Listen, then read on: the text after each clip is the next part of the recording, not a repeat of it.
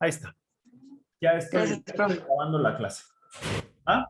Entonces, lo que vamos a ver el día de hoy es toda la parte de la teoría. Déjenme cambiar de color.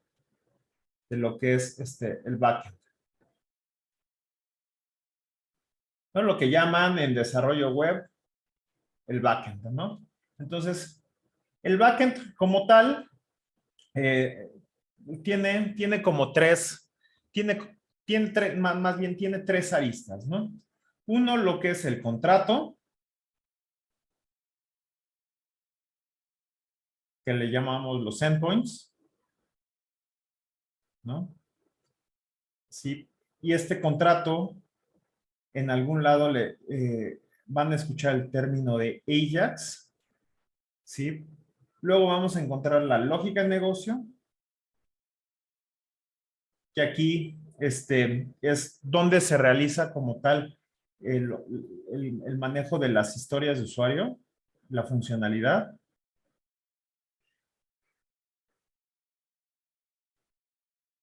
¿Sale? Y por último, la parte de data, que es, en este caso, la base de datos, ¿no? Eso sí, es prácticamente el alcance, ¿no?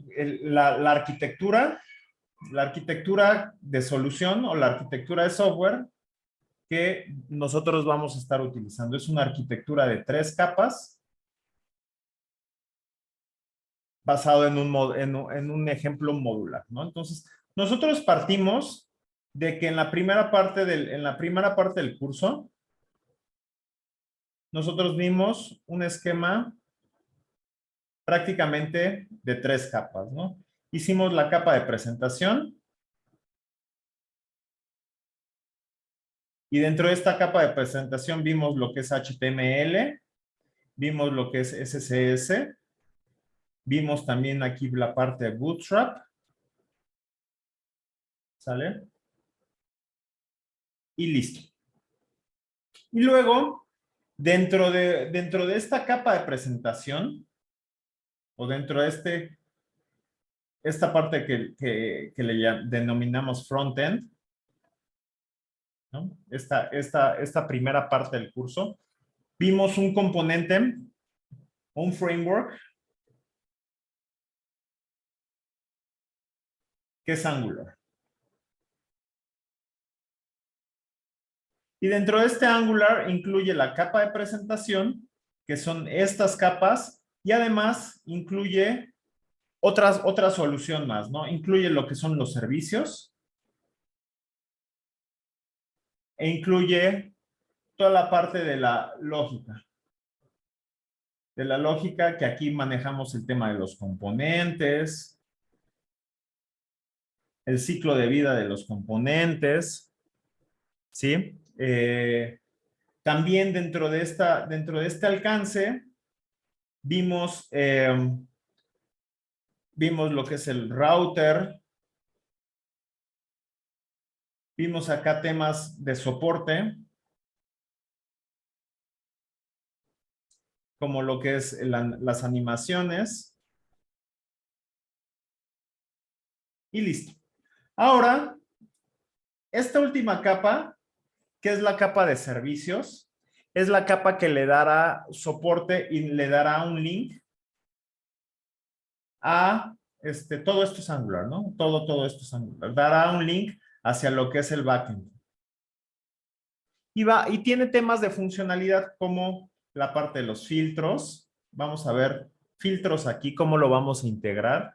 Vamos a ver el tema de servicios, que ya vimos un primer servicios que es la parte de la autenticación, que aquí todavía nos va a faltar ver, nos falta ver cómo se van a interceptar con los interceptors.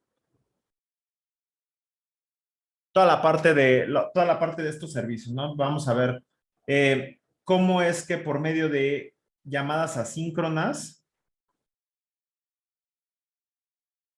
vamos a poder consumir un backend. Eso es lo que hemos visto al día de hoy. Entonces vamos con el backend.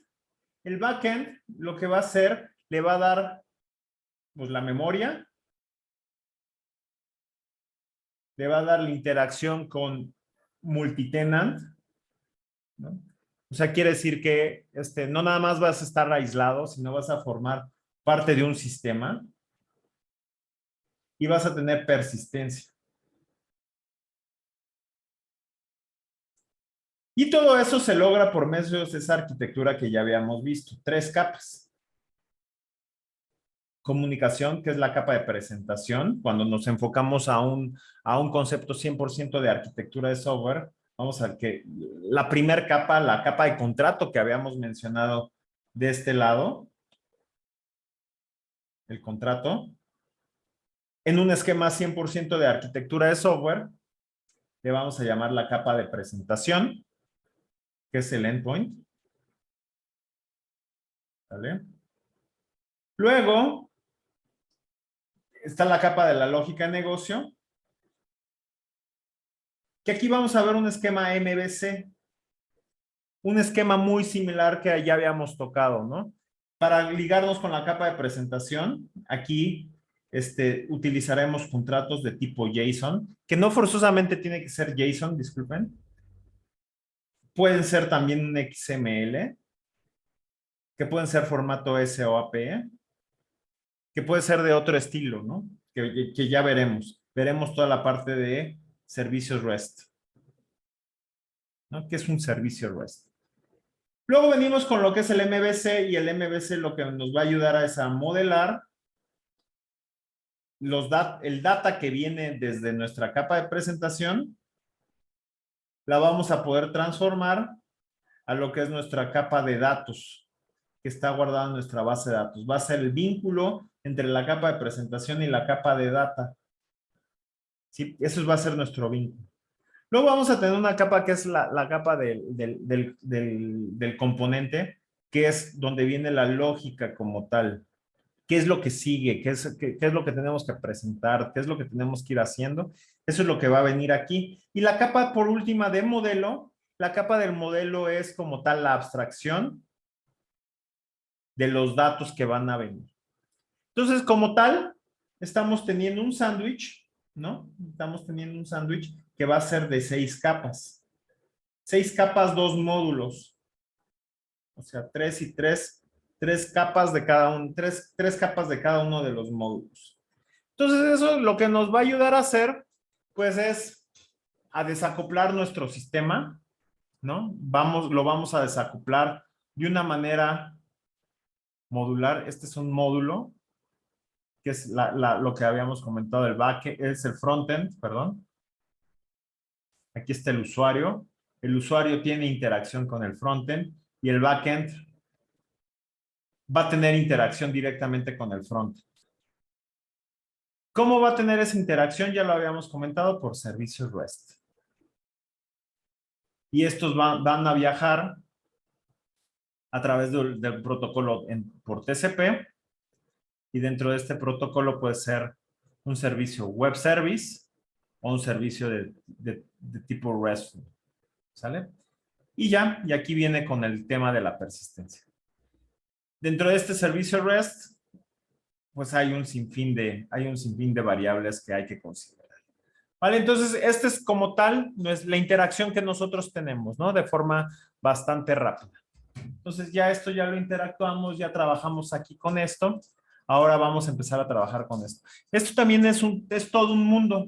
Es un mundo, pues, bastante interesante. Un mundo que es bastante complejo. Sin embargo, por acá, por cómo está el curso, pues también no nos interesa tanto. Perdonen. No nos interesa tanto meternos a este mundo del backend. ¿Por qué? Porque lo puedes tocar y lo toca regularmente en otros cursos. Entonces, aquí como tal, la clase al ser web, pues te enfocas a lo que es mucho al tema del frontend, ¿no? Entonces, aquí como tal, únicamente vamos a tener las 3 clases. 3 clases donde vamos a tocar distintos puntos. Entonces, déjenme tocar distintos temas aquí. ¿Qué es un servicio? Y dentro de este servicio surge una pregunta antes, lo que es una arquitectura orientada a servicios. Y de aquí vamos a ver dos vertientes, lo que son los servicios REST y los servicios web services. Eso es básicamente. Y vamos a entender, a partir de esto, de la teoría, vamos a entender cómo lo vamos a implementar. Hay muchas implementaciones, hay muchos esquemas para poderlo realizar, hay N cantidad de cursos, N cantidad de frameworks. Sin embargo, por tener fines prácticos, nosotros nos vamos a enfocar a un framework propio de Node, un framework que es fácil de aprender porque ya sabemos, nosotros ya hemos tenido interacción con TypeScript y vamos a utilizar una base de datos que va a ser MongoDB. La vamos a utilizar en la nube, que va a ser en la nube de Atlas. Sí, va a ser una base de datos Atlas. Y dentro de esta nube de base de datos, pues ahí vamos a hacer nuestra conectividad, ¿vale? Eso es exclusivamente lo que el patrón que vamos a estar utilizando. Ahora, dentro de este TypeScript que tenemos aquí, vamos a utilizar un framework. El framework como tal que les había comentado, hay un framework que es de estilo MVC, modelo vista controlador. La vista ya habíamos dicho, es la parte de la presentación. El modelo es cómo vamos a abstraer los data y el controlador nos va a dar la lógica de negocio. Y esto lo vamos a llevar a un esquema de un framework que se llama Express. Ahora, si nos vamos a un modelo, pues mucho más amplio, a un framework mucho más amplio, cuando tomamos Node, cuando tomamos Angular, cuando tomamos MongoDB, cuando tomamos Express, este modelo completo que vimos, que es la clase como tal, se llama MIN. M-A-N. Mongo, Express, Angular y Node. Ese es el modelo que que nosotros estamos viendo en clase. Es todo el objetivo de nuestra clase, ¿vale? Pero para eso igual, como les comentaba, tenemos que aprender exactamente qué es lo que queremos. Entonces, déjenme ir un poco hace unos 20 años. A lo mejor todavía ustedes no nacían, no estaban todavía en el kinder, pero yo ya como tal, yo ya estaba trabajando y me había graduado de la carrera y de ahí del TEC y ya tenía mis primeros pininos como desarrollador de software. Entonces, déjenme comentarles qué era lo que hacíamos en ese entonces. Entonces, tú desarrollabas web, ¿sí? Y, tenías un servidor, un gran servidor. Y dentro de este servidor, ya sea Linux o ya sea Unix o ya sea cualquier sistema operativo que había en ese entonces, que todavía existen, pues había un runtime que era C, C++. Entonces, tú para poder desplegar una página aquí, tú tenías que hacer un stream de datos.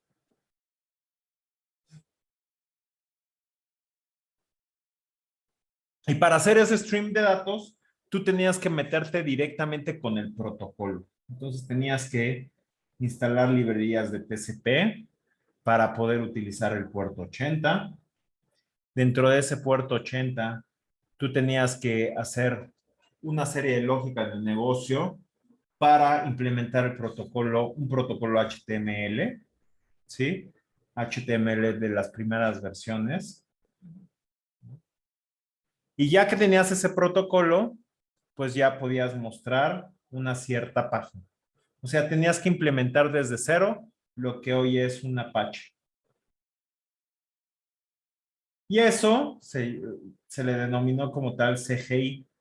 CGI pues es la versión rápida, ¿no? De poder mostrar algo, ¿no? De poder mostrar a lo mejor una página que no sea la página estática, sino que cada vez que tú recibieras una petición, se ejecutara o se ejecutase cierto proceso para poder ejecutar o para poder devolver un HTML.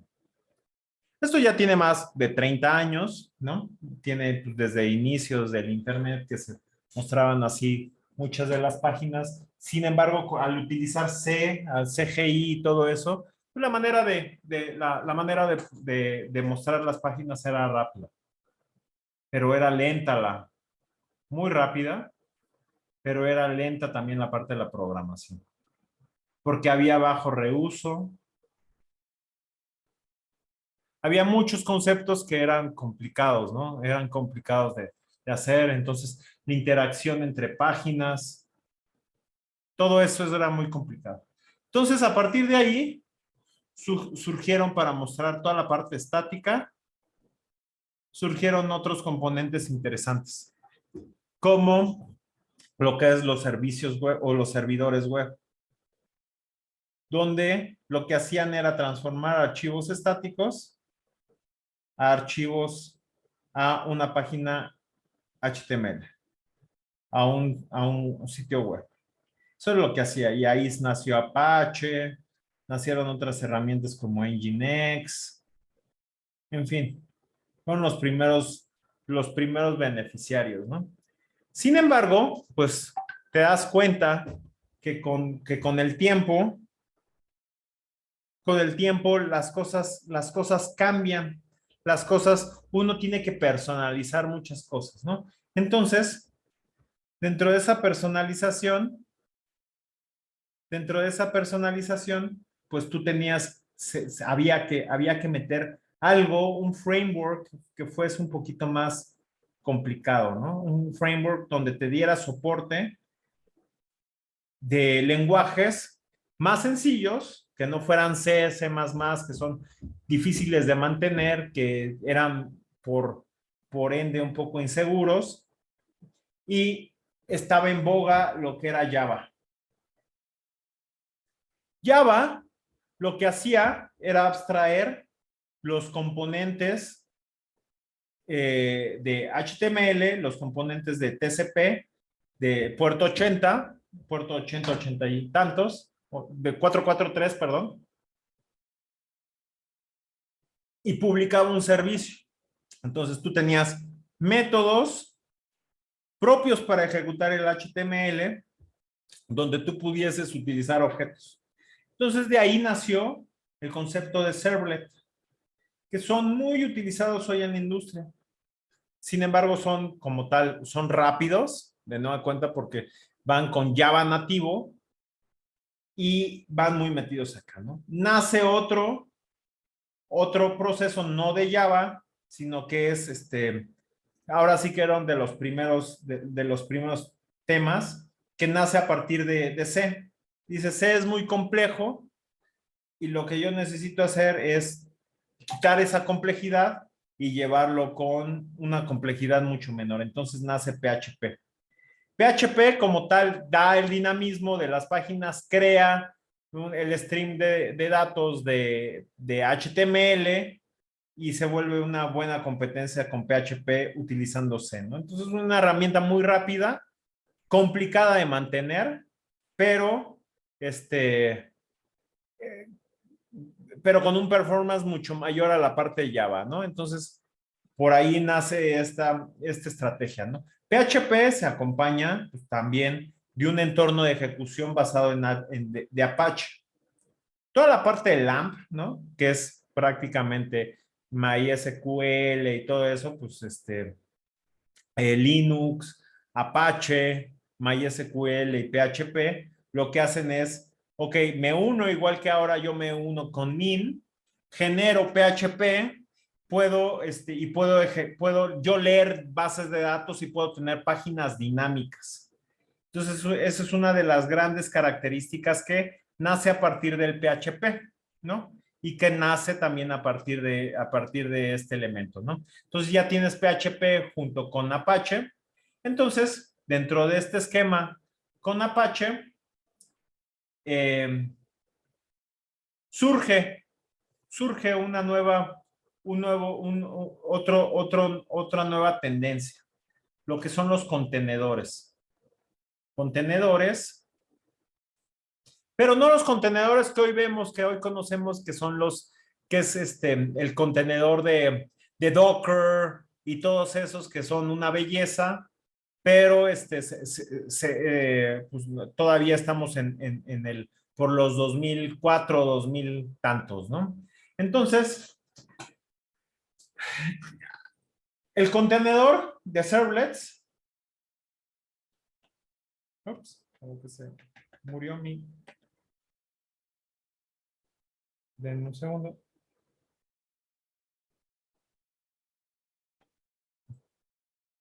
Murió mi lápiz, denme un segundo. A ver.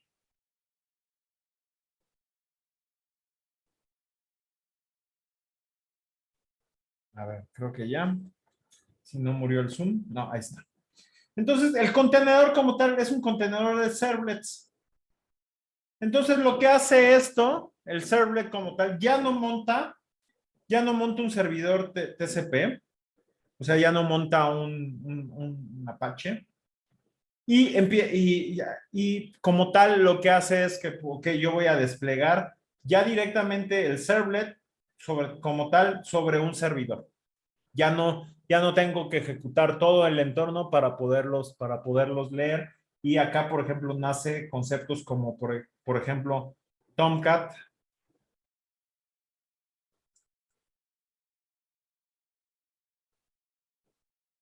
¿No? Entonces, a partir de aquí de Tomcat, surge otra nueva versión, donde dice, ¿sabes qué? Yo tirar código y transformarlo a HTML se me es muy complicado. Entonces, ¿por qué no hacer viceversa? Tener un HTML o algo que se parezca mucho a un HTML, genero código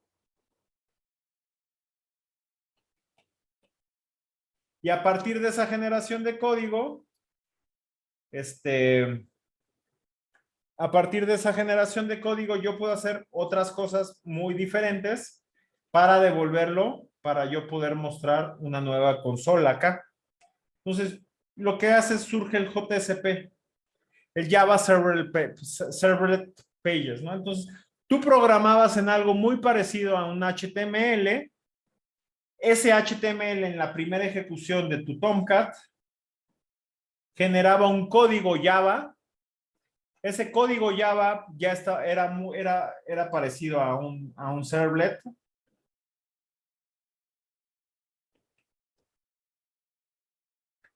sé por qué se está trabando esta cosa o soy yo. Es esta cosa. Mi lapicito, creo que ya el lápiz ya no está funcionando tan bien.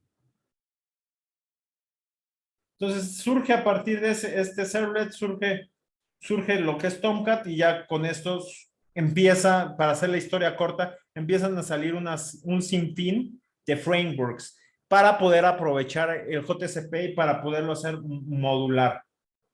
El problema de esto, el problema de todas estas tecnologías de PHP, JCPs, JSF, Struts que había en su momento, cualquier Enterprise Java Beans, todas esas tecnologías, el problema es que son totalmente asíncronas.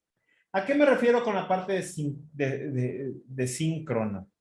Entonces, cuando nosotros nos referimos a la parte síncrono, lo que se refiere es que viene el usuario o viene la página web en el HTML para poder realizar cualquier petición o para poder hacer un cambio de esa página. Yo tengo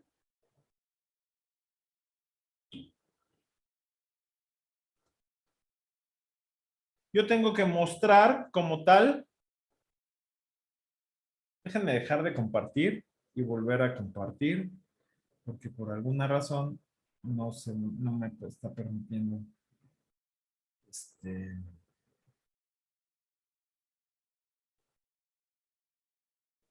A ver, ahí está. Ahí está. Entonces, por alguna razón no me estaba permitiendo otra vez hacer ni siquiera allá. Entonces, le estaba comentando, hay una parte asíncrona, que es la parte del servlet y JCP, PHP. Todos esos tienen una tecnología, pues, como funciona HTML o HTTP. Más bien el protocolo de HTTP. Entonces van directamente, se conectan acá, realizan el proceso o generan como tal el HTML para mostrarlo y regresa. Entonces, en todo este loop, ahí pues existe como tal, pues, la experiencia del usuario no es una experiencia continua, es una experiencia que puede ser que seguramente ustedes no se acuerdan, pero es compleja de utilizar, ¿no? No es un proceso, una evolución de la experiencia de usuario de forma continua. Como tal, se vuelve de paso. Envío de datos, recibo, envío de datos y recibo. Todavía hay muchas páginas con este proceso. Y más cuando nosotros tenemos, pues acá conectadas una base de datos y dentro de esta base de datos, pues todavía realizo otro proceso más, obtengo esta data y esta data empieza a producir el HTML para poderlo insertar aquí. Todo esto es súper complejo, ¿no? Y súper mala experiencia. Entonces, surge como tal lo que es Ajax, que ya lo había mencionado. Asynchronous JavaScript Exchange. Entonces, lo que se busca acá es, yo tengo como tal el HTML ya renderizado, utilizar los distintos del HTML, los objetos de tipo DOM, los Document Object Model, y mandar ciertas peticiones para que me devuelven una pieza pequeña de un HTML o un código o un mensaje que yo pueda como tal procesar y mostrar en pantalla, un display en pantalla de algún mensaje que ya previamente está oculto dentro de esta pantalla con ese árbol DOM, ¿no? Entonces, aquí se utilizan pues, temas como, por ejemplo, con un JSON o se utiliza un stream de datos, un CSV, cualquier otro stream, pero que la experiencia aquí ya se vuelve una experiencia continua, ya se vuelve asíncrona, eso es súper importante, se vuelve la manera en cómo yo voy a enviar estos datos. No existe este cookies, desaparece en la página, vuelve a cargar, manejo de sesión, todo eso ya se vuelve una experiencia mucho más continua gracias a la tecnología de Ajax, ¿no? De ese intercambio de datos que sucede en el backend. En el backend de la aplicación, ¿no? Y sucede totalmente de forma silenciosa. Y aquí hay conceptos como el GSP, perdón, el Google Servlet Pages, que lo que hace es programar en Java para poder tener unos intercambios acá con estos datos. Y frameworks propios, por ejemplo, de JavaScript, ¿no? Estos frameworks de JavaScript que hacen ese trabajo para poder modificar toda la parte del árbol DOM que se tiene acá. Utilizas JavaScript para hacer ese intercambio y esa rendering o ocultar cierta data utilizando JavaScript. Entonces, JavaScript se vuelve nuestra primera herramienta de frontend principal para poder tener esta comunicación de forma totalmente transparente hacia el usuario, ¿no? Utilizas JavaScript de aquí, mandas a hacer las peticiones y, por ejemplo, hay frameworks ahí interesantes como como EXT, JS, ¿no? Frameworks también interesantísimos que seguramente ustedes conocen como jQuery. jQuery nace a partir de esto, una de las ventajas es eso, además de mostrar y generar animaciones y de tener una serie de librerías increíbles, utilizas jQuery para poder ocultar esos datos y para poder manejar toda la parte del Ajax, ¿no? Para manejar ese manejo continuo de data, manejo continuo de la experiencia del usuario. Eso se vuelve un gran boom. ¿Cuál es el problema de este esquema de Ajax, no? Que yo seguía o sigo teniendo totalmente acoplado el frontend con el backend. Eso es un gran problema. Un gran problema, ¿por qué? Porque yo necesito saber cómo voy a desarrollar el backend para poder desarrollar el frontend, hacer ese match interesante entre estas plataformas y poderlo desplegar, ¿no? Entonces yo tendría que tener una homologación de lo que tengo en mi frontend con lo que tengo en el backend, ¿no? O sea, por ejemplo, el típico jQuery con PHP, y entonces yo tengo librerías propias para leer servicios hechos en PHP para que los pueda renderear de una forma rápida y segura nuestro HTML en JavaScript, ¿no? Básicamente así, ¿no?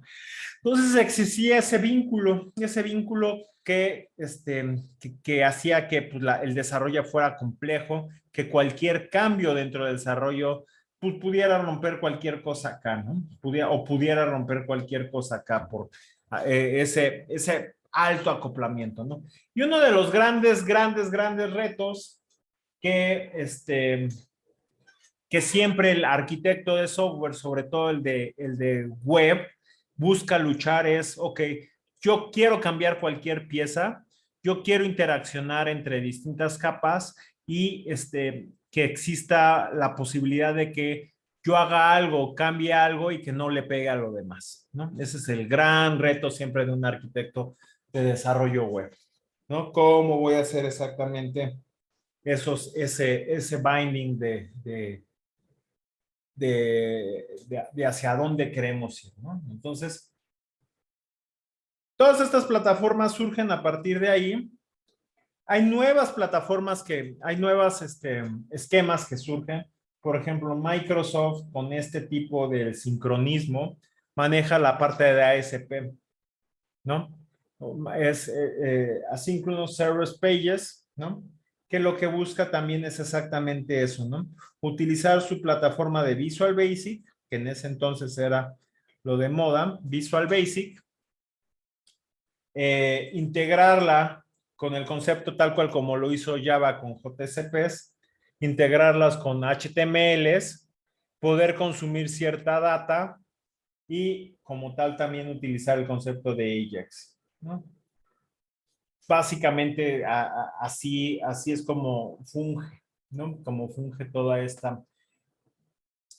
esquema de ASP, ¿no? Que también ASP fue en su momento muy mortal. El problema fue el uso de la sincronía o de la sincronía dependiendo de la versión que fuese creciendo, ¿no? Entonces se hacían mucho más complejos estos panoramas, entonces PHP se volvió un monstruo, se volvió algo poco sostenible, rápido, muy para quien fuese disciplinado en desarrollar algo con PHP era muy buena la herramienta, o es muy buena la herramienta, pero ya cuando querías escalar o quieres hacer cosas grandes, entonces es una herramienta poco mantenible, ¿no? Aunque pues hay grandes empresas como Facebook, como Twitter que utilizan para ciertos puntos PHP por el tema de performance, pero ese tema de performance, en ocasiones se ve afectado por una mala disciplina del mismo desarrollo de software, ¿no? a la falta de liderazgo a lo mejor de un arquitecto o bien las prisas, toda la parte de la deuda técnica se vuelve compleja ahí, ¿no? Entonces, es por donde vas atacando esto, ¿sale?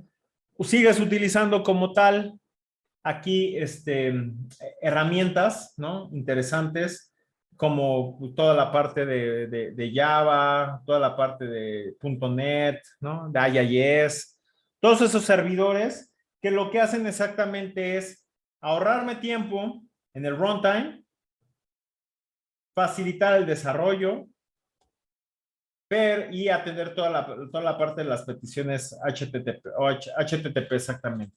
Recibo, compilo base de datos, presento HTML, envío request y así se vuelve este ciclo de cómo vas cargando todos estos conceptos dentro de nuestra consola, ¿va? Entonces, las páginas igual por el mismo hecho de cómo, de las interacciones que se van teniendo, se vuelve todavía más complejo, ¿no? Se vuelve, el usuario necesita mejores experiencias, el usuario necesita poder desarrollar más rápido, más bien tener nuevos features mucho más tangibles. O sea, hay un sinfín de cosas que como tal este tipo de plataformas no dan. Entonces, surge, que ya lo vimos, HTML5, surge CSS3, que ya los vimos, en conjunto con toda la parte de Ajax y toda la parte de la nueva data del backend. Dice, ok, tenemos que desacoplar. Desacoplamos y tengo yo mi frontend y tengo como tal mi backend. Entonces me voy a comunicar de alguna manera. Entonces de esta manera yo tengo un desacoplamiento. Este desacoplamiento para decir, ok, tengo un propio team para desarrollar aquí, un propio equipo de desarrollo para acá y otro team para desarrollar esto. Ya no necesito a alguien que maneje hacer mezclas, ¿no? Hacer mezclas de el mismo que desarrolló la visualización, es el mismo que está desarrollando la lógica del negocio. Entonces ya vuelves equipos mucho más desarrollados. De por sí aquí necesitas meter temas de user experience y demás, y acá necesitas meter conceptos como de administración de bases de datos. Entonces todo eso se vuelve muy complejo, ¿no? Entonces, los frameworks buscan esta separación, pero sin embargo, ¿cómo es que tú puedes realizar la separación, no? Entonces, esto por los años 2005, 2006, 2007, empiezas a identificar conceptos importantes que se llama SOA. SOA, que es una arquitectura orientada a servicios, visualiza el desacoplamiento por medio de distintos puntos. Entonces, cómo visualiza todo esto por una arquitectura orientada a servicios? Dice, ok, vamos primero a definir lo que es un servicio. ¿Sale? ¿Qué es un servicio? Entonces, este esquema de arquitectura orientada a servicios lo que busca es un servicio, busca vivir o busca tener un entorno de ejecución, un entorno de RTS runtime de forma independiente. ¿Sale? Este entorno independiente necesita poderse comunicar. Necesita poderse comunicar por medio de un contrato previamente definido o conocido. ¿Sí? Aquí ya tengo un contrato que es perfectamente conocido y que cualquiera que lo implemente lo puede entender. Entonces, esto nos lleva al segundo punto, que es agnóstico de la tecnología, ¿no? ¿A qué se refiere este punto? Si yo conozco el contrato, yo conozco cómo me puedo comunicar y manejo cualquier tecnología, manejo en Python, Java, Erlang, como sea, siempre y cuando implemente ese contrato, yo voy a poderme comunicar. ¿Sale? Entonces, eso lleva a un servicio. Entonces, esos contratos y esas llamadas y esas ejecuciones se llevan siempre por medio de mensajes. Entonces, cada vez que yo me quiera comunicar con un servicio, va a ser por medio de mensajes. Entonces, siempre el mensaje va a obtener una petición y puede obtener una respuesta, un response. ¿Sale? Entonces, yo pido algo y me puede responder algo sí o no. Pero ese algo, esta petición, viene acompañado de otros factores, como lo que es el mismo mensaje, el payload de ese mensaje y bien la operación. Y aquí esta respuesta puede ser la ejecución de ese mensaje. Yo puedo ejecutar algo y me puedo no o no enterar, dependiendo de ese caso, me interesa o no me interesa esa operación, puedo no, o no saberlo, ¿sale? Y como tal, también me va a devolver un estatus, o sea, el estatus del resultado, no del mismo mensaje, que puede ser un mensaje, que puede ser también cómo estoy o cómo fue el término de esa ejecución, ¿no? Eso es básicamente lo que contiene este servicio. Hay otras características importantes que son necesarias tener, que es sin estados. ¿A qué se refiere el tema sin estado? Cuando un servicio yo mando una petición, yo esperaría que esa misma petición a través del tiempo, si yo realizo una misma petición, esa petición siempre me devuelve una respuesta totalmente predecible, que no dependa de la respuesta del estado anterior. Eso no implica que si yo voy a consultar una base de datos, si esa base de datos o hago una actualización o una operación, va a depender de ese estado, ¿no? Sino que internamente el servicio que tienes ahí o sea, no va a guardar un historial dentro del mismo servicio de esa base de datos, ¿no? O de esa petición, ¿no? Y que basado en ese guardado, en ese contexto que tiene esa petición, sea cómo va a contestar, ¿no? Cero que ver con base de datos. ¿Sale? Igual, otro punto importante es que es modular. Yo tengo una serie de servicios. Puedo tener servicios también dentro de otros servicios.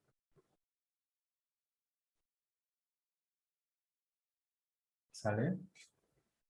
Y estos se pueden llamar entre sí por medio del mismo mensaje y esto poder ejecutar una cierta operación. Una operación definida, ¿sale? Una lógica definida acá.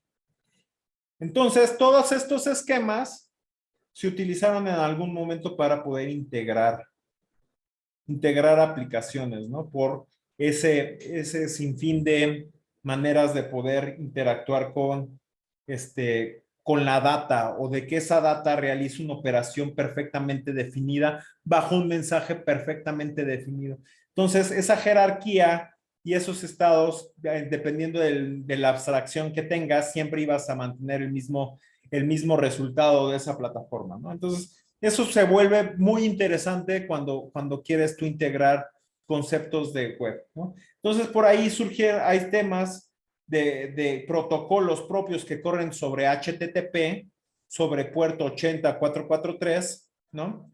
Dependiendo que lo puedes implementar. Entonces, ahí hay una interacción o un intercambio de HTMLs, un intercambio de mensajes. Entonces, el SOAP como tal, basado en esos XMLs de integración, tú pudieses como tal integrar un sinfín de esquemas. Y por ahí surgieron herramientas interesantes como lo que es un ESB, un Enterprise Serial Bus. Surgieron ahí conceptos como Axis, ¿no? Herramientas de web que pudieses tú implementar un servicio web, ¿no? Un servicio web, ¿no? Entonces, el servicio como tal, entonces, cumple con todas estas características, orientado a mensajes, sin estado, agnóstico a la tecnología. O sea, yo, a gran diferencia de los otros, de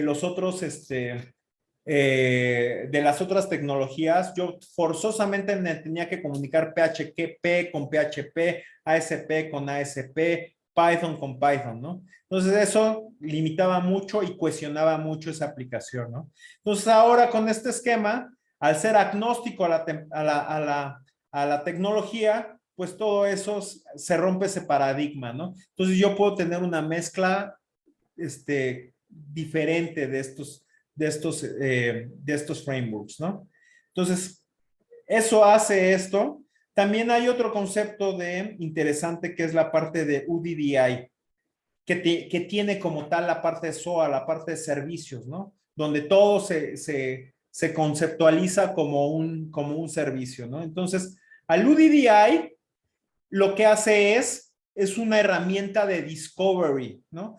Entonces, es un servicio, porque todo es un servicio, el servicio es un servicio, las bases de datos se vuelven un servicio, los servicios de email son servicios como tal. Entonces, al tratarse todo como un servicio, es como cuando tú tienes un paradigma orientado a objetos. Entonces, este paradigma orientado a objetos, todo lo ves como un objeto, y esos objetos tienen las características descritas por el lenguaje orientado a objetos, que son los atributos, tienen un constructor, se pueden heredar, hay cierta abstracción de esos valores o atributos.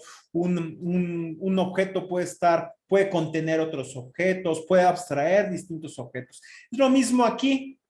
Y cuando hablamos de un servicio, entonces tienes un conjunto de servicios que están modelando un servicio, y estos servicios sí implementan características del servicio. Entonces, por lo tanto, todo está integrado dentro de estos servicios, ¿no? Entonces, regresando al tema del UDDI, el UDDI es el servicio de descubrimiento. Entonces, todos los servicios que tienes en tu aplicación o tienes en tu contexto reportarán a, a, a la, a, la,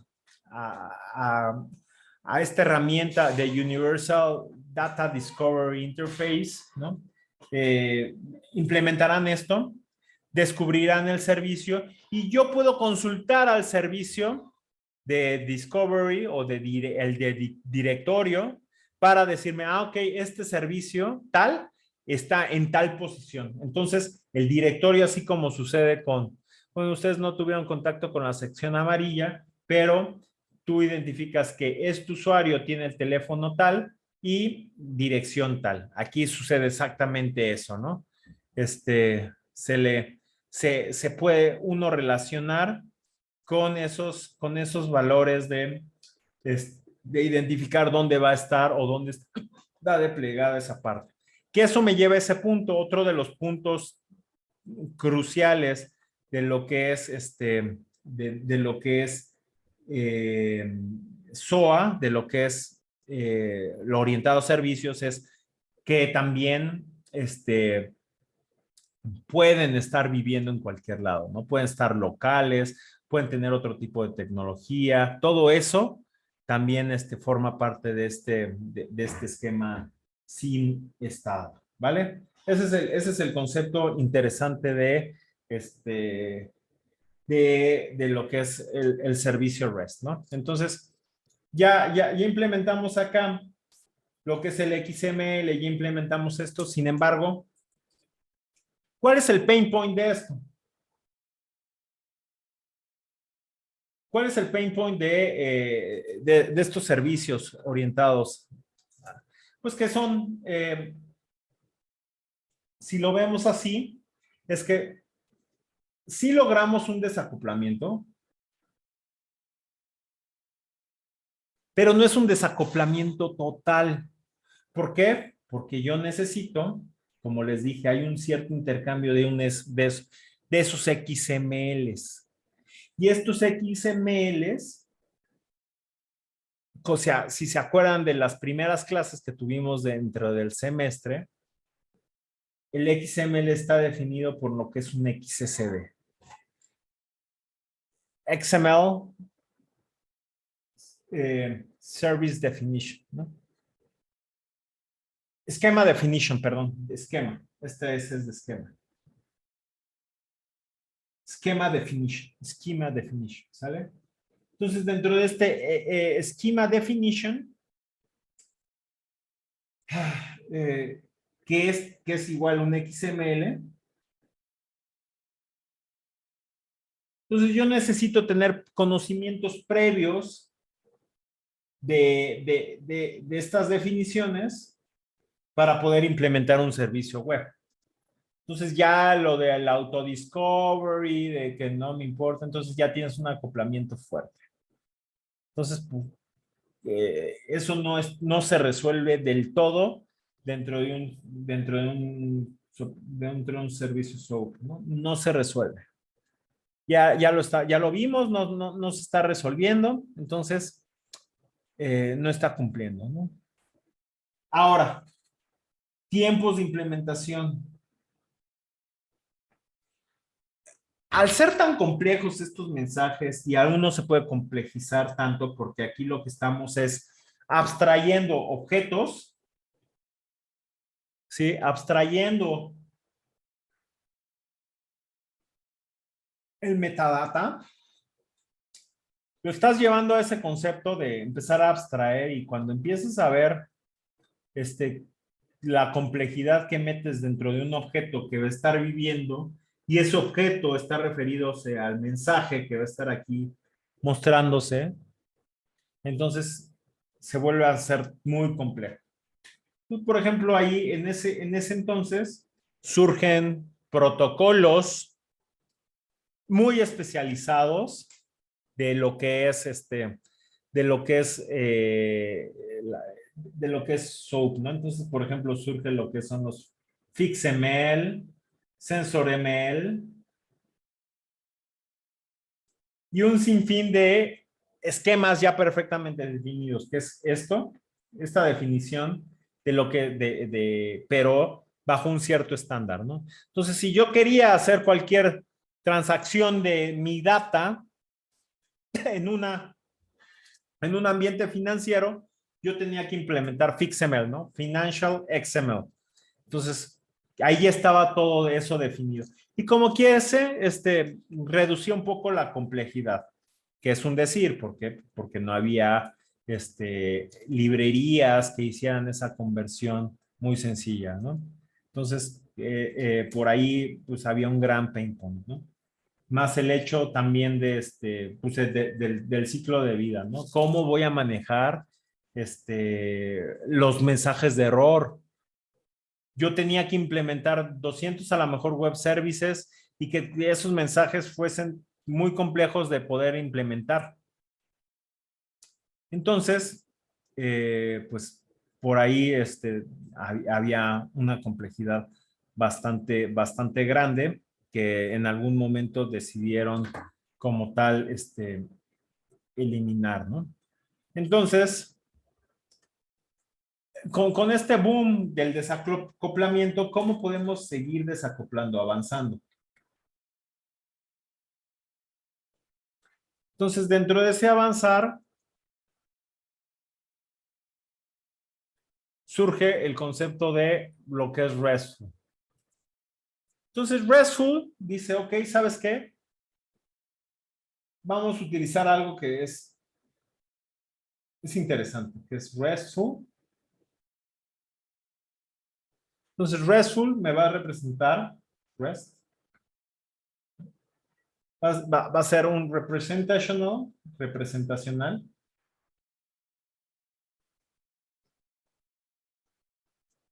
State. Lo pongo aquí porque este es el AR, State. Transfer. De ahí viene lo que es el servicio REST. REST API, ¿no? API sabemos que viene de Application Platform Interface, que es cualquier interacción con un aplicativo a nivel de plataforma es un API, ¿no? Entonces, como tal, un servicio REST es un API, un REST API. Entonces, es por eso que sale ese concepto de lo que es REST, ¿no? Entonces, lo que hace es representa un cierto resource. Sí, lo va a representar con un estilo arquitectónico.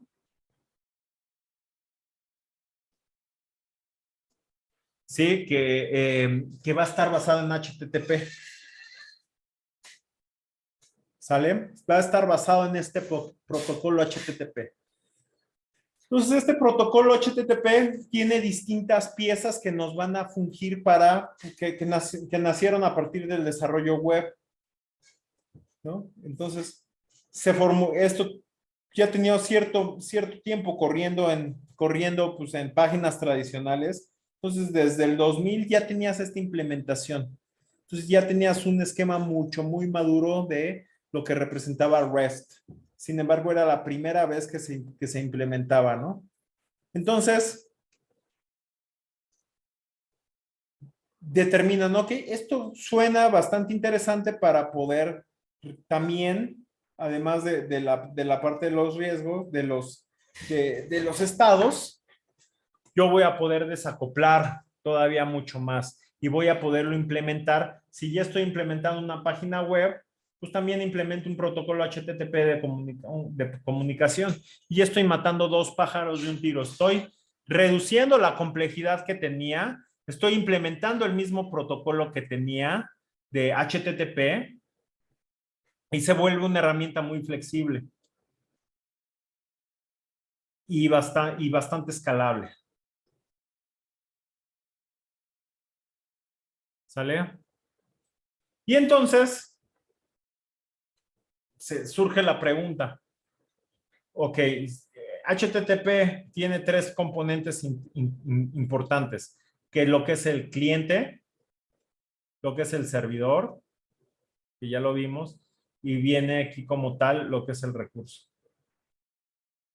El data como tal que se le va a estar proveyendo al cliente o que el cliente va a estar enviando para poder conectarse, ¿no?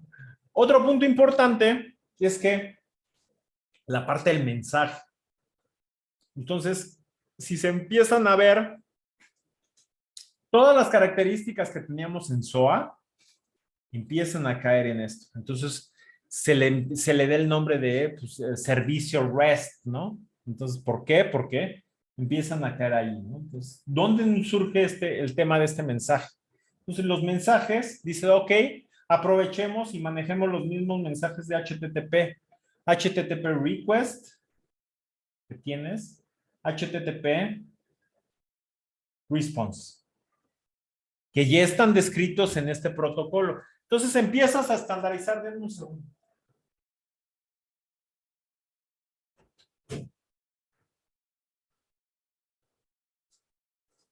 Perdón, abrí la puerta, hace mucho calor. Empiezas a describir, ¿no? Empiezas a trabajar sobre este esquema de data y entonces dices, ok, pero ya habíamos visto en SOAP que pues, el manejo de los mensajes llega a ser muy complejo. Pero ¿saben qué? Aquí en este caso tienes lo que es HTTP. Y entonces, como tal, esa descripción de SXSD ya está descrita aquí. Entonces es self-descriptive, autodescriptivo. Porque toda la información va a viajar a través de HTTP y ahí es donde van a estar conteniendo esa información. ¿Sale? Otro punto interesante de lo que es el servicio REST son los métodos. Habíamos visto que en SOA dices, ok, yo tengo operaciones donde le estoy diciendo a la máquina qué es lo que va a estar haciendo. Y aquí, los métodos de REST son los mismos métodos de HTTP. Entonces, sigues con dentro de los mismos conceptos de SOA. Entonces, ¿cuáles son esos métodos? El método de POST, el método de GET, el método de PUT,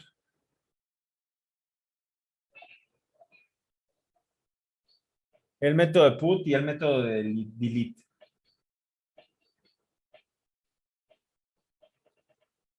Entonces, ¿qué es eso? ¿Qué son todos estos métodos? Get, put, delete. Lo que se conoce como el ABC. Altas, bajas y cambios. Lo que se conoce también en otros lados, lo que es el CRUD. Create, read, update y delete. Que eso cae en un punto totalmente de manejo de data. Entonces nos estamos limitando a, pues que todo esto, si estamos manejando recursos y esos recursos están enfocados a data, o lo que posteriormente en DDD, Domain Driven Design, pero eso es una clase de diseño de arquitectura de software, empiezas a tocar aquí, ¿no? Empiezas a tocar, empiezas a entender, ¿no? Entender sobre la parte de los recursos, que los recursos me van a terminar siendo un data. ¿Ya? Entonces, seguimos con el mismo concepto de lo que es un servicio. No nos hemos perdido. Ahora sigue el siguiente concepto. Dices, ok, necesito descubrirlos. Necesito saber dónde están. Sin embargo, necesito tener esa transparencia para saber dónde están. Y para eso, estos surgen a partir de estos endpoints. El endpoint como tal. Lo que llaman con servicios HTTP, el URI. El URI me va a representar lo que es el Uniform Resource Identifier. Y lo que nos va a decir es dónde se va a encontrar ese recurso y cómo voy a poder acceder a ese recurso, ¿sí? Y cómo lo voy a encontrar, ¿no? Entonces, ese URI me va a estar diciendo acerca del recurso. Pero esa URI tiene otro concepto interesante que seguramente ustedes ya han oído, el URL, que es la dirección, es la localización de mi entorno. Entonces, es donde está la IP, ¿no? Que está basado en un DNS, en un FQDN. Entonces, ya lo estoy localizando, pero me estoy ahorrando todo un servicio de ODDI. Me estoy ahorrando la manera en cómo lo voy a estar accediendo. ¿Por qué? Porque la herramienta ya la tiene. Entonces, al caer en ese protocolo, ya sabes qué es lo que tú tienes que implementar. Tú ya sabes dónde buscar los data, dónde estás buscando la URI, ¿no? Y luego viene el tema de los headers.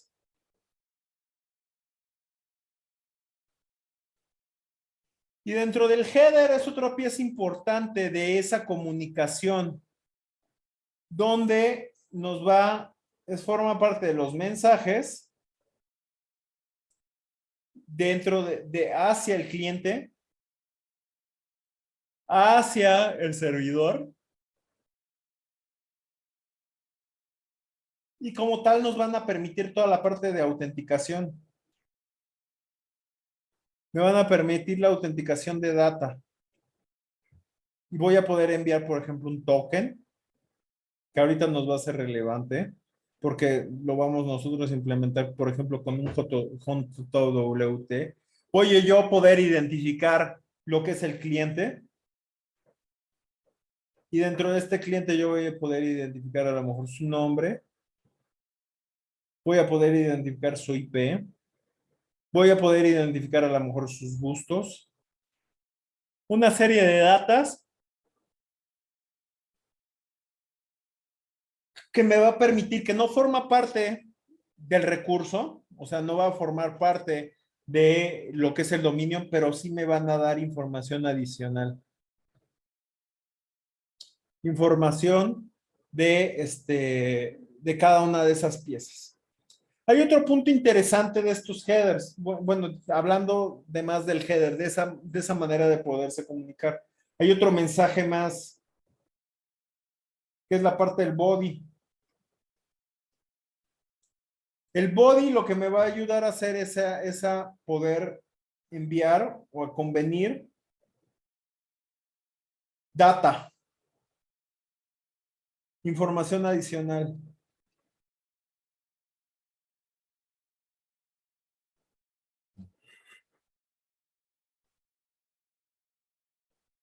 Información adicional hacia el header y desde el server, perdón, desde y hacia el server.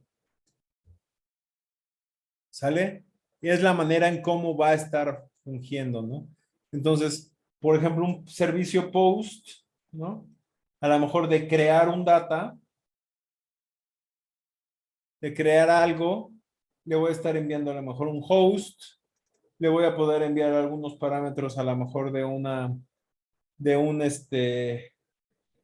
un token.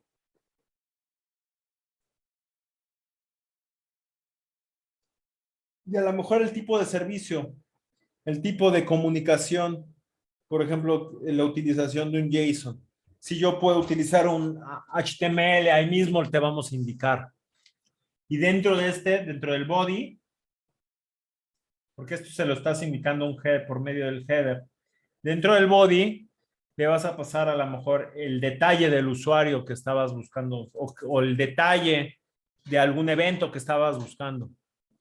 Y eso va a estar contenido dentro del body. ¿Para qué?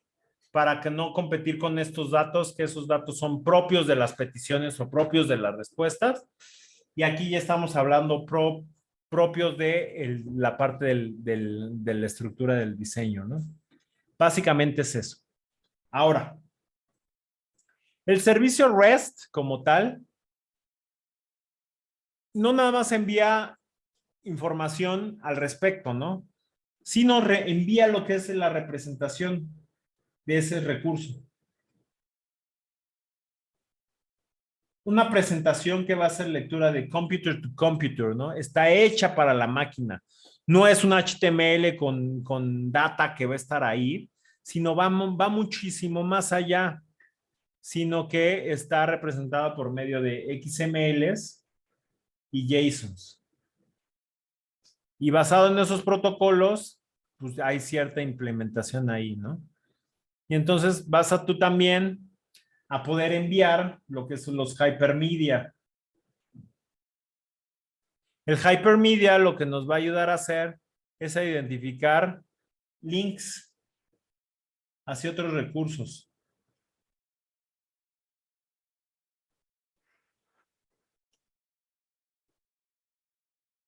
Para saber qué es lo que va a seguir, cuál es el tipo de peticiones que vienen a continuación, sobre qué tipos de otras peticiones van a poder venir a eso, ¿no? A eso se refiere con el hypermedia. ¿Sale? Y entonces, basado en todo este esquema de servicios, pues ya existe un desacoplamiento. Sin embargo, al día de hoy, sabemos que este desacoplamiento no es total. ¿Por qué? Porque yo necesito saber con la URI, necesito saber la URL, necesito saber qué es lo que va a contener ese contrato, necesito saber cómo impactar o qué servicios están adicionados por medio de mi hypermedia, ¿no? Entonces, todos esos conceptos también acoplan. Entonces, a partir de ahí surgen otras tecnologías, por ejemplo, como GraphQL, que lo que buscas es GraphQL, es reducir los tiempos de desarrollo, reducir los tiempos de implementación y alineación. Entonces te vas por un tema de GraphQL que lo que te va a permitir es al manejo de data totalmente dinámico. El dinamismo de los datos está fuera de la responsabilidad de la comunicación del servicio. Entonces, aquí como tal hay una segregación mucho mayor de las responsabilidades. Y basadas en esta segregación de las responsabilidades, pues como tal, empiezan a pues vas un paso más allá de esa implementación que quieres lograr, ¿no?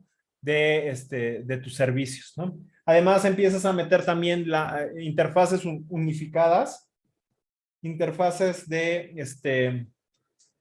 seguridad, por ejemplo. Y, y listo. Entonces, esas son de las ventajas que uno va adquiriendo al respecto, ¿no?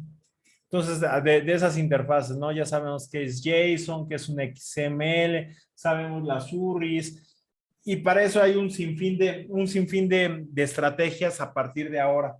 A partir de pues, un poco sobre mi experiencia al respecto, el REST API o RESTful API ya es la tendencia de ahora. O sea, todas las arquitecturas están basadas en APIs REST, en APIs totalmente desacopladas, ¿sí? Donde sean totalmente descriptivas y lo que buscas es aprovechar la nube. O sea, es parte de esa estrategia, ¿no? Aprovechar elementos que en la materia de cloud se tocan, ¿no? Como la elasticidad, la escalabilidad, eh, la, perdón, la disponibilidad dentro de estas herramientas porque hacen perfectamente match con lo que estás tú queriendo implementar, ¿no?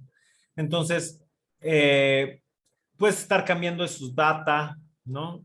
Entonces, toda esa parte se vuelve bastante interesante. Además de que puedes meter patrones, déjenme, patrones de diseño un poco más interesantes, porque tienes como tal tu cliente. Oh, creo que se me cayó la puntita. Voy a dejar de compartir. Aquí, lo voy a usar. Entonces, lo que vuelves a trabajar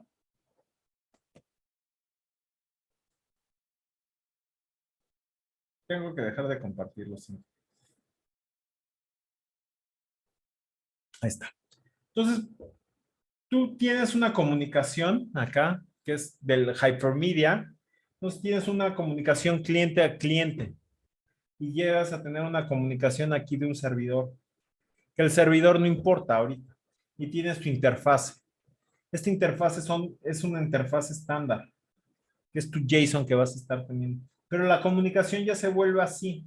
Entonces, yo puedo tener una comunicación cliente-tu cliente, tener una interfase que se redirige a lo que es la parte de la interfase. Y entonces esto lo que permite es que, pues, que las interfaces sean comunes y las interfaces estén centralizadas y estén totalmente articuladas a una arquitectura orientada a capas, a layers. Y estas layers como tal me permiten tener seguridad informática es a lo que me refiero, escalabilidad, ¿sí? Y todo eso. ¿Para qué? Para que yo pueda como tal implementar servicios un poco más complicados, ¿no? Más temas interesantes como caché, como interacción por medio de proxies, más la parte de cambio de propiedades, ¿sale? Más la codificación. puntual, o sea, bajo demanda, el COD, donde tú puedes customizar, puedes extender la funcionalidad a partir de un servicio, lo extiendes con otro servicio, con otra implementación para tener un código 100% ejecutable. Entonces, esas son las prioridades. Además de que al tener yo un protocolo y temas estandarizados, yo reduzco el ciclo de vida del desarrollo. Ciclo de vida de cualquier aplicación reduces. Mejoras los tiempos, mejoras la disponibilidad y listo. Entonces, hay una serie, un sinfín de recursos y de temas que hay. Entonces, cualquier tu elementos que vas a poder consultar, por ejemplo, tú quieres acceder a una API de Facebook, lo vas a acceder por protocolo REST. De Twitter, lo mismo. A lo mejor quieres tú implementar algo con Trello, lo vas a tener. Quieres implementar algo directamente con alguna pasarela de pagos, por ejemplo, Stripe, o con algún banco, por ejemplo, BBVA, expone servicios de tipo REST para poder acceder. Entonces ya tienes cierta comunicación. Sin embargo, no es la única comunicación. Salem es la comunicación más actualmente que está de moda. Hay otro tipo de comunicación, por ejemplo, el RPC, el Remote Procedure Call, que lo que hace es exactamente es eso, considerar parte de lo que hace el servicio REST a nivel semántico para poder llamar a peticiones remotas. Remote Procedure Calls. ¿Sale? Y entonces eso lo que busca es mantener un protocolo de comunicación abierta, un Open Communication, y dentro de ese protocolo puedas tú establecer una serie de comunicaciones internas para poderlo establecer.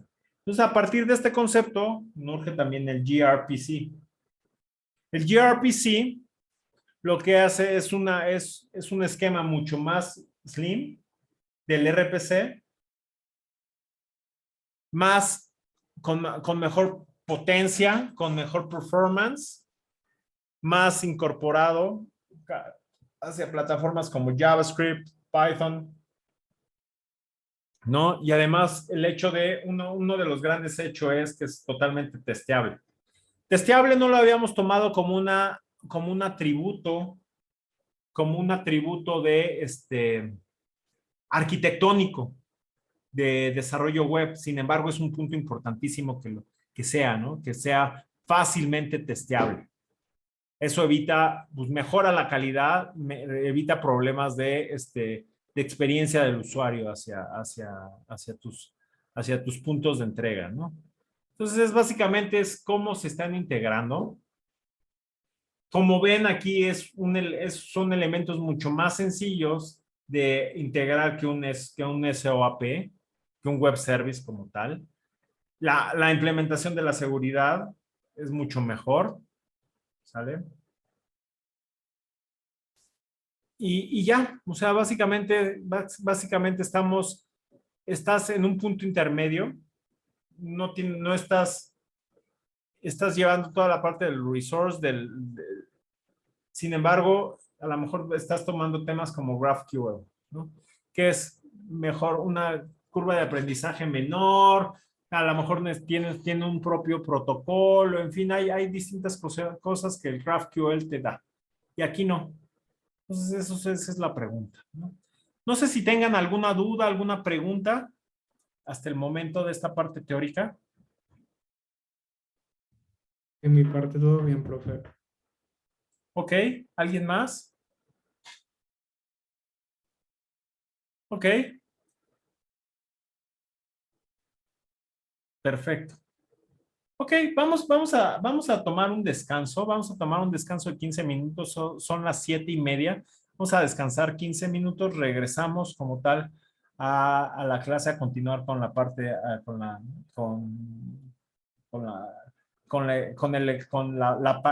la primera introducción de lo que es Express, ¿no? Y de lo que es toda la parte de la herramienta. ¿Sale? Descansemos y ahorita nos vemos.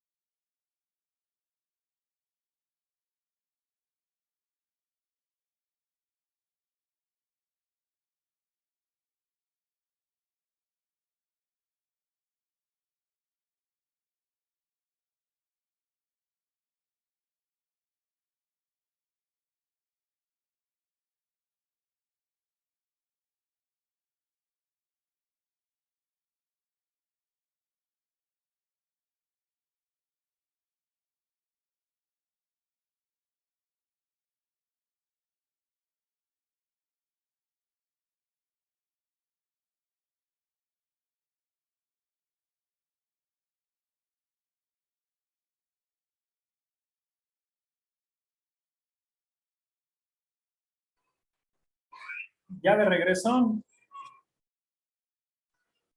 Sí, profe, acá andamos. Excelente. Bueno, pues bueno, vamos a continuar. Entonces, como les comentaba, vamos a estar utilizando, eh, vamos a hacer como tal nuestro servicio REST, ¿no? Y vamos a empezar con, ya saben, con el típico Hello World, ¿no? Entonces, déjenme compartir pantalla. Aquí está. ¿Sale? Entonces voy a abrir una nueva carpeta acá que le voy a llamar clase, en realidad es la clase 9.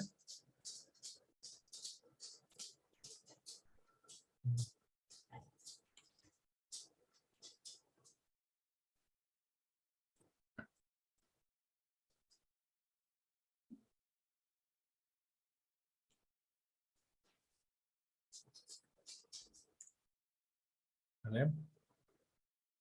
Y me voy a ir a esa ruta como tal, ¿no? Entonces, vamos a utilizar Express y desde Express también vamos a conectarnos con alguna base de datos y eso es lo que vamos a ir haciendo, ¿va? Entonces, vamos a ir paso a paso. Dejen que se genere la carpeta. Un segundo.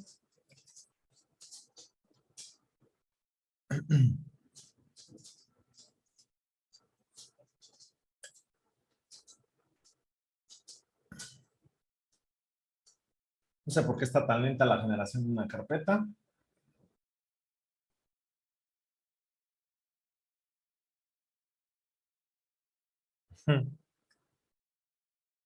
Ya tronó Visual Studio. Ahí va, denme un segundo que responda.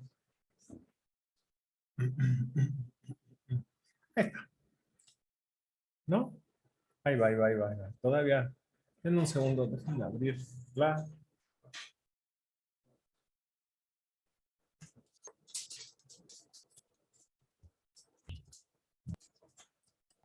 Ahí está.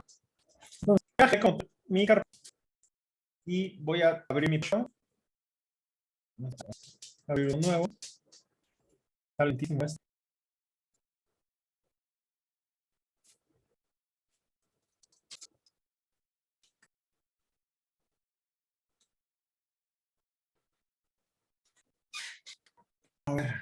Está todo mal. Voy a dejar de compartir un momento.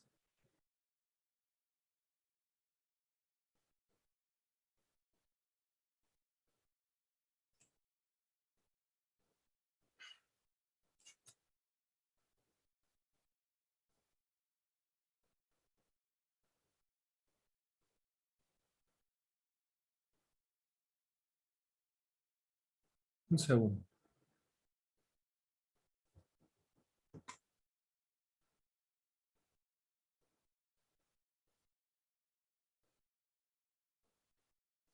Voy a dejar de compartir un poquito el video. Está trabada mi máquina.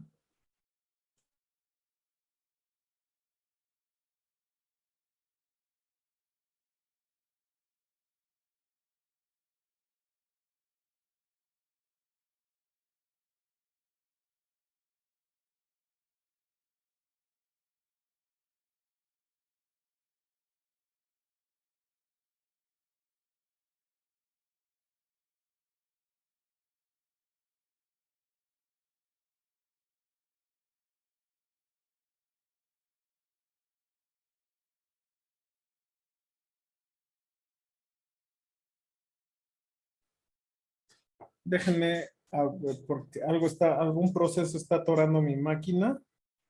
Espero que no sea Zoom.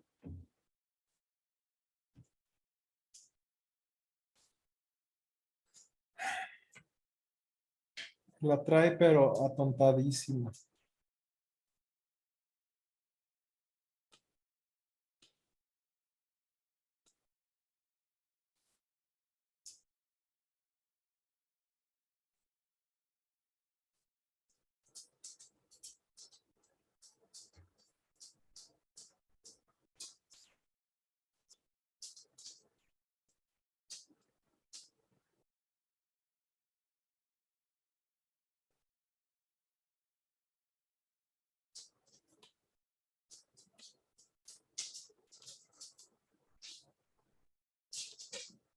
Híjole, a ver, un momento. Esto no responde. Apenas está respondiendo.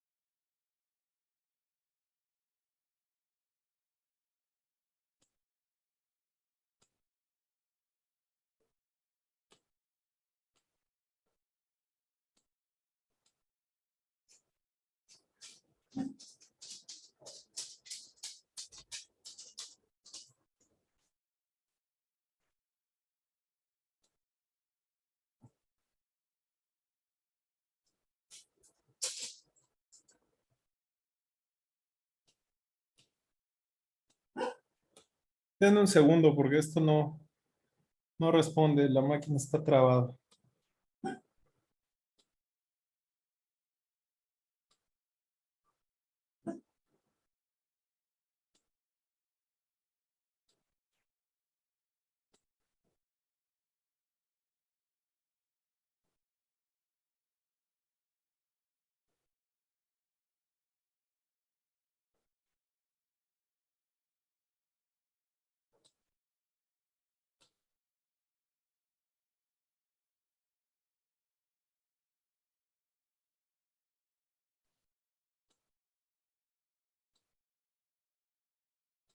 A ver, un segundo.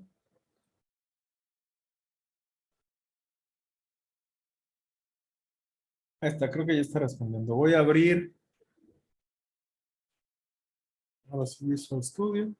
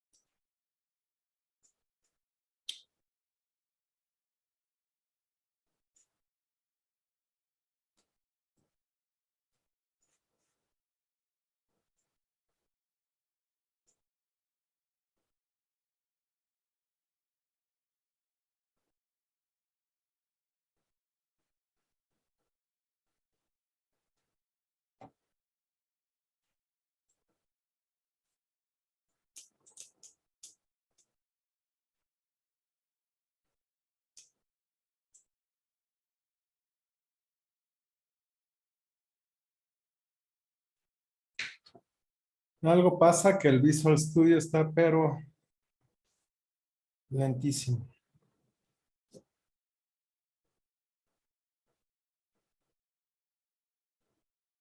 Disculpen por esto.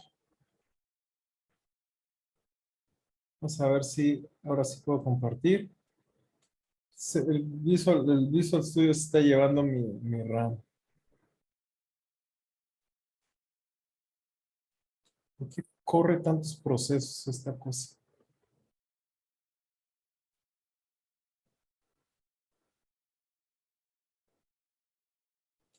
Vamos a ver si ya me permite.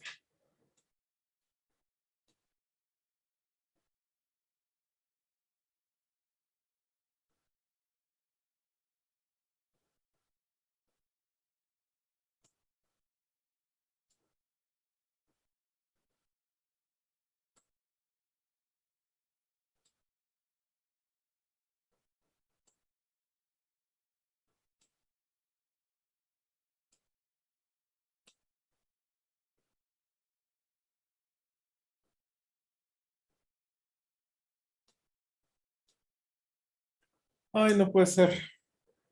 Ahí va, ahí va, ahí va, ahí va. A ver, esperemos que me deje trabajar.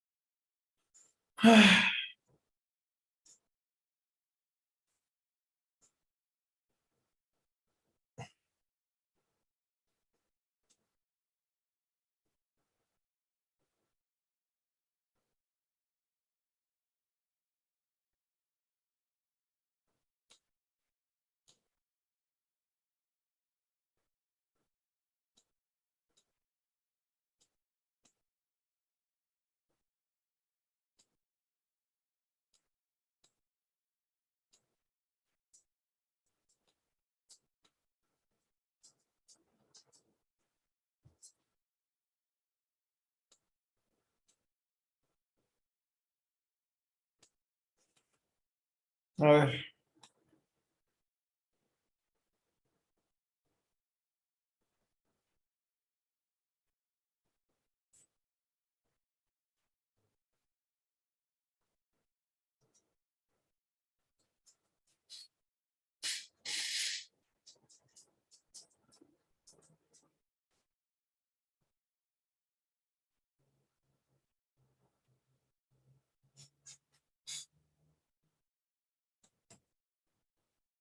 No, el PowerShell algo trae.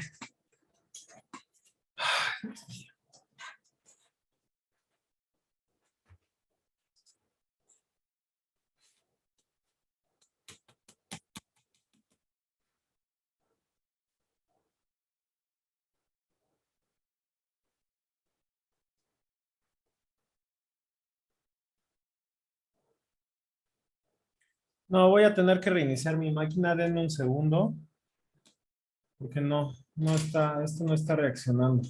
No puedo trabajar, no puedo hacer absolutamente nada. Denme un segundo. No, esto está.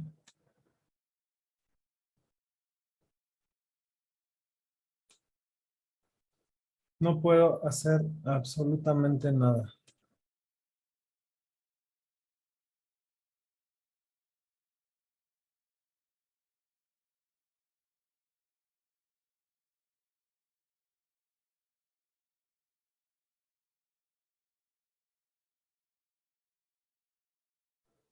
Gracias, gracias, Diana.